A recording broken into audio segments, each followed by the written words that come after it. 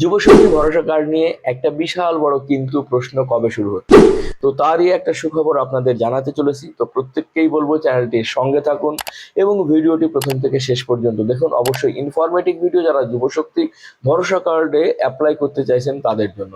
My dear friends, আমরা জানি অনেকদিন ধরে এই কথাটা চলছিল এবং এটা একটা ডিক্লিয়ারেশন হয়ে গেছে যে অক্টোবর মাসের প্রথম সপ্তাহে যুবশক্তি টাকা পাবে, কিন্তু আদৌ কিন্তু এখনো অ্যাপ্লিকেশনই হয়নি।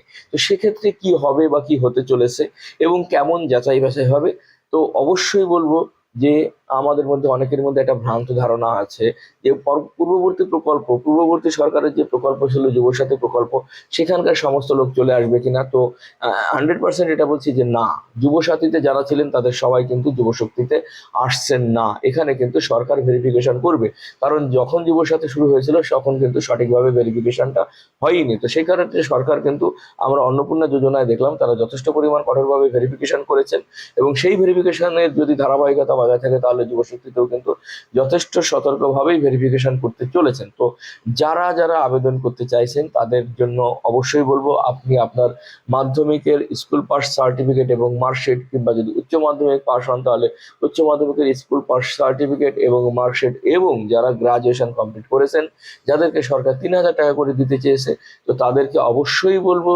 তাদের গ্রাজুয়েশনের যে প্রফেশনাল সার্টিফিকেট হয় কলেজ থেকে তুলতে হবে, সেই সার্টিফিকেটটা তুলে আপনি আপনার কাছে রাখুন, কারণ যে কোনো মুহূর্তে এটা কিন্তু শুরু হতে চলেছে। আমরা এটা প্রথমে ধারণা করেছিলাম বা বিভিন্ন ইনফরমেশন ছিল যে আগস্টের শেষ থেকে শুরু হচ্ছে, কিন্তু মাই ডিয়ার ফ্রেন্ডস, যতটা খবর পাওয়া যাচ্ছে আগস্ট থেকে শেষ, আগস্টের শেষে নয়। এই খুশির খবরটা আপনারা পেতে চলেছেন সেপ্টেম্বরের প্রথম সপ্তাহে। সেপ্টেম্বরের প্রথম সপ্তাহে কিন্তু যুবসাথীর আবেদন শুরু হতে চলেছে এবং টোটালটাই অনলাইন বেজ আবেদন হবে। এর যে পূর্ববর্তী যে পোর্টালটা ছিল সেই পোর্টাল থেকে হয়তো বা হবে না, মেবি পোর্টালটাকে আপগ্রেডেশনের কাজ চলছে, আপগ্রেড করে নতুন করে পোর্টালটাকে সাজিয়ে সেই পোর্টাল দিয়েই কিন্তু আবেদনের কার্যক্রম শুরু হবে। আর আবেদন যখনই আপনি করতে চাইবেন তখন কিন্তু আপনার ভোটার কার্ড, আধার কার্ড এবং যে আপনি কতদূর লেখাপড়া করেছেন তার যে সার্টিফিকেশনটাও কিন্তু আপনার কাছে অফিসে এটা কিন্তু অনলাইনে আপলোড করে দিতে হবে এবং পরবর্তী পর্যায়ে এটা সম্ভবত হার্ড কপিও জমা দেওয়ার কথা শোনা যাচ্ছে। এটা কিন্তু একেবারে শিওর নই, তবে এরকম একটা কথা আমরা কিছুদিন আগেও শুনেছিলাম। তো অবশ্যই বলবো এটা একটা খুবই খুশির খবর। যারা যুবশক্তি প্রকল্পে আবেদন করতে চাইছেন তাদের অপেক্ষার দিন শেষ হতে চলেছে।